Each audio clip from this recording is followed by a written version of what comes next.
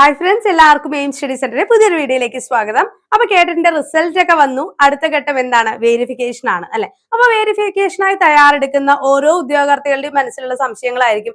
എന്തൊക്കെയാണ് നമ്മൾ ശ്രദ്ധിക്കേണ്ടത്, എന്തൊക്കെ കൊണ്ടുപോകണം, എപ്പോഴായിരിക്കും വേരിഫിക്കേഷൻ, എങ്ങനെയാണ് അത് ഈസി ആയിട്ട് അറിയാനായിട്ട് സാധിക്കുക, എല്ലാവരുടെ വേരിഫിക്കേഷനും ഒരു ദിവസം ആയിരിക്കും, അങ്ങനെ ഒരുപാട് സംശയങ്ങൾ ഉണ്ടാവും അല്ലെ. അപ്പൊ ആ ഒരു വേരിഫിക്കേഷനുമായി ബന്ധപ്പെട്ട് നമ്മൾ ഓരോ ഉദ്യോഗാർത്ഥികളും ശ്രദ്ധിക്കേണ്ട കാര്യങ്ങളാണ് ഈ ഒരു വീഡിയോയിലൂടെ ചർച്ച ചെയ്യുന്നത്. അപ്പൊ ഇത്തരത്തിലുള്ള കൂടുതൽ അപ്ഡേറ്റ്സിനായി ചാനൽ സബ്സ്ക്രൈബ് ചെയ്യാൻ മറക്കണ്ട, ബെല്ലൈക്കൻ കൂടെ എനേബിൾ ചെയ്യുക. അതേപോലെ തന്നെ അധ്യാപക തസ്തികകളുമായി ബന്ധപ്പെട്ട പ്രധാനപ്പെട്ട എല്ലാ ഇൻഫോർമേഷൻസും നമ്മുടെ aim study centre official WhatsApp ചാനലിലൂടെ നിങ്ങളിലേക്ക് എത്തിക്കുന്നുണ്ട്. അതിലേക്ക് കൂടെ ഒന്ന് ജോയിൻ ചെയ്യാം. അതേപോലെ കേട്ടറ്റ് വേരിഫിക്കേഷനുമായി ബന്ധപ്പെട്ട എല്ലാ തീയതികളും അല്ലെ, എന്നായിരിക്കും വേരിഫിക്കേഷൻ, ഏതൊക്കെ ഡി ഓഫീസിന്റെ കീഴിൽ ഓരോ ദിവസങ്ങളിൽ നടക്കുന്നുണ്ട് പോലെയുള്ള എല്ലാ ഡീറ്റെയിൽസും അപ്ഡേറ്റ്സും നിങ്ങൾക്ക് അറിയാനായിട്ട് ജില്ലാ അടിസ്ഥാനത്തിലുള്ള വേരിഫിക്കേഷന്റെ ഗ്രൂപ്പുകൾ നമ്മൾ ക്രിയേറ്റ് ചെയ്തിട്ടുണ്ട്.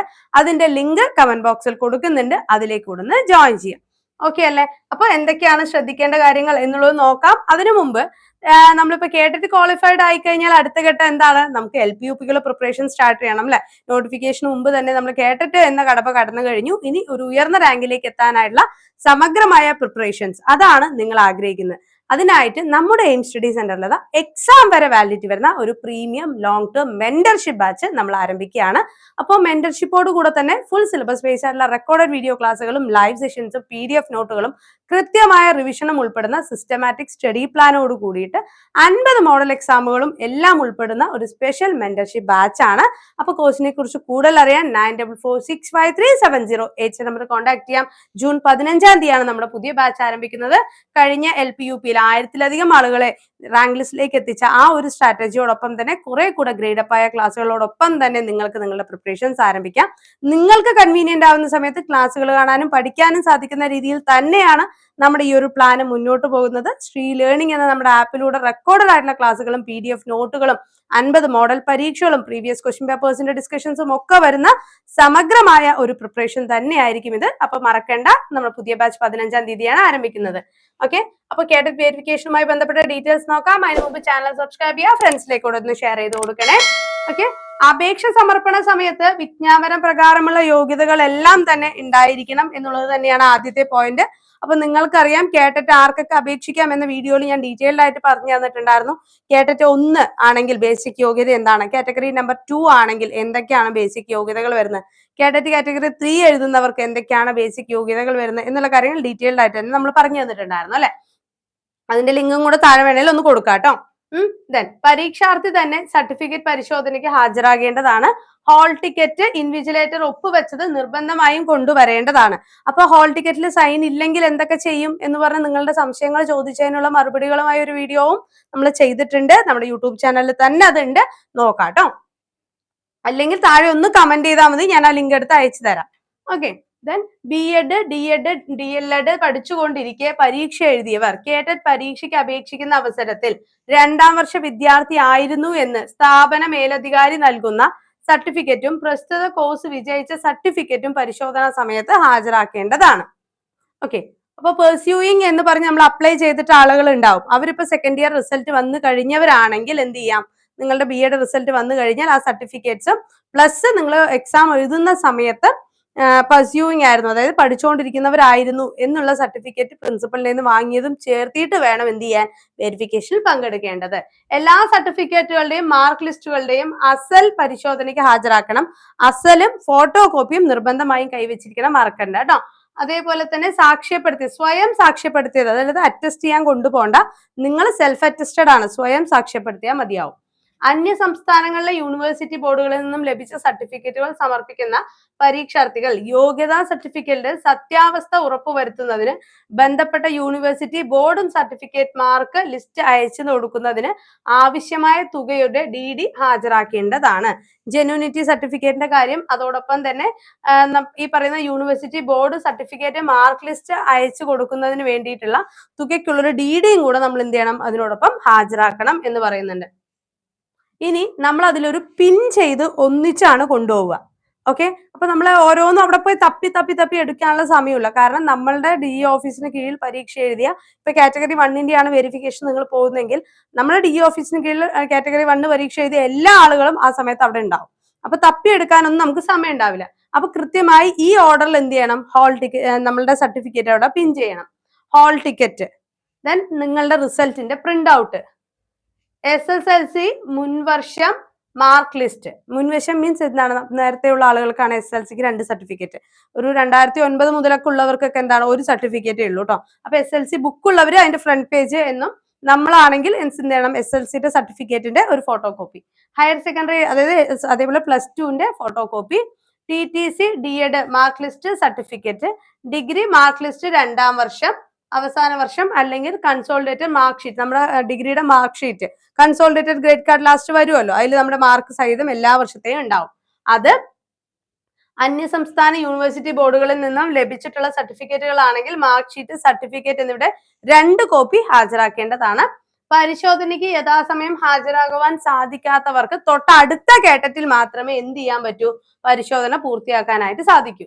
ദെൻ പ്രധാനമായും ശ്രദ്ധിക്കേണ്ട ഒരു കാര്യമാണ്, ഹോൾ ടിക്കറ്റ് പരീക്ഷാ കേന്ദ്രത്തിലെ ഇൻവിജിലേറ്റർ ഒപ്പ് രേഖപ്പെടുത്തിയിട്ടുണ്ടെന്ന് ഉറപ്പുവരുത്തേണ്ടതാണ്.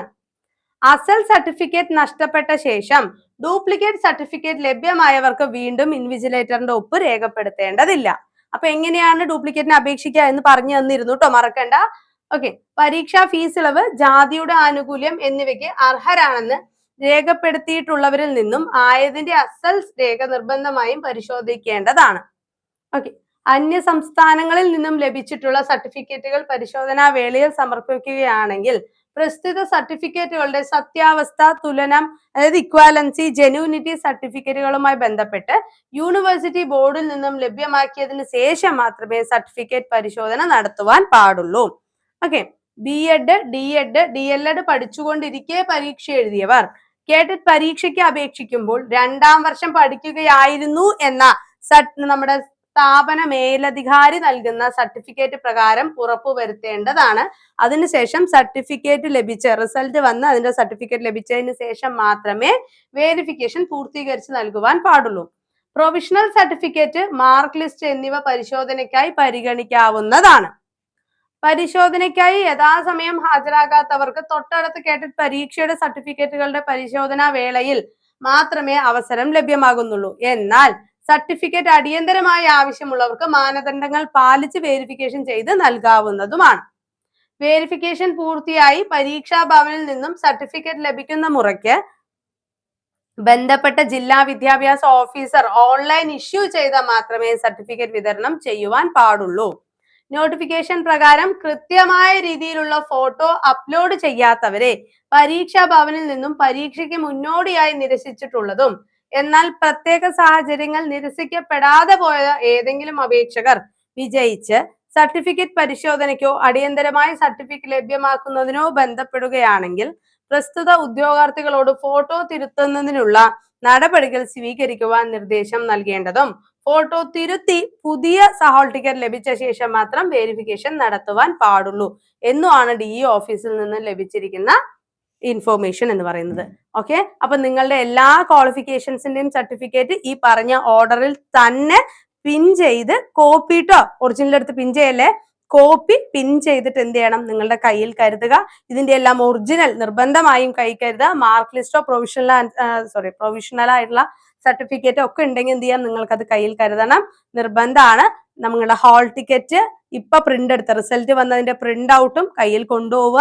അതേപോലെ എക്സാം എഴുതിക്കൊണ്ടിരുന്ന സമയത്ത് നമ്മുടെ സെക്കൻഡ് ഇയർ പഠിച്ചുകൊണ്ടിരുന്ന കുട്ടികളാണെങ്കിൽ അവര് എന്ത് ചെയ്യണം? സ്ഥാപന മേധാവി അഥവാ പ്രിൻസിപ്പളുടെ കയ്യിൽ നിന്ന് സൈൻ ചെയ്ത് മേടിച്ച സർട്ടിഫിക്കറ്റ് വാങ്ങണം. അതിനുശേഷം നിങ്ങളുടെ BEdന്റെ പ്രൊവിഷണൽ സർട്ടിഫിക്കറ്റോ മാർക്ക് ലിസ്റ്റോ എന്താണോ കയ്യിലുള്ളത് അതും കൂടിയിട്ട് വേണം എന്ത് ചെയ്യാൻ? വേരിഫിക്കേഷൻ ഹാജരാവാൻ. ഇത്തവണ അല്ലെങ്കിൽ കഴിഞ്ഞ തവണത്തെ കേഡറ്റ് പരീക്ഷയിൽ വേരിഫിക്കേഷൻ എഴുതാത്തവരാണെങ്കിൽ പോലും എന്ത് ചെയ്യുക? വേരിഫിക്കേഷൻ പൂർത്തിയാക്കാൻ കഴിയാത്തവരാണെങ്കിൽ പോലും അവർക്ക് ഈ കേഡറ്റ് വേരിഫിക്കേഷനിൽ പങ്കെടുക്കാം. ഇനി ഇത്തവണ നിങ്ങൾ ചെയ്തില്ല, നിങ്ങൾ റിസൾട്ട് വന്നു ക്വാളിഫൈഡ് ആണ് പക്ഷെ വേരിഫിക്കേഷൻ പൂർത്തിയാക്കാൻ കഴിഞ്ഞില്ല എന്ന് വെച്ച് കഴിഞ്ഞാൽ അടുത്ത വേരിഫിക്കേഷൻ സമയത്ത്, അടുത്ത കേഡറ്റ് പരീക്ഷ കഴിഞ്ഞ ശേഷമുള്ള വേരിഫിക്കേഷൻ സമയത്ത് മാത്രമേ നിങ്ങൾക്ക് അതിന് സാധിക്കൂ. അതുകൊണ്ട് തന്നെ എല്ലാവരും എത്രയും പെട്ടെന്ന് വേരിഫിക്കേഷൻ ആയിട്ട് പങ്കെടുക്കാനായിട്ട് ശ്രദ്ധിക്കുക കേട്ടോ. അതേപോലെ തന്നെ വേരിഫിക്കേഷൻ കഴിഞ്ഞു, നമ്മൾ ക്വാളിഫൈഡ് ആയി, ഇനിയിപ്പോൾ അതിൽ ടെൻഷൻ ഒന്നുമില്ല. വേരിഫിക്കേഷനും സർട്ടിഫിക്കറ്റ് വിതരണവും ഒക്കെ അതിൻ്റെതായ മുറയ്ക്ക് നടന്നു വെക്കോട്ടെ.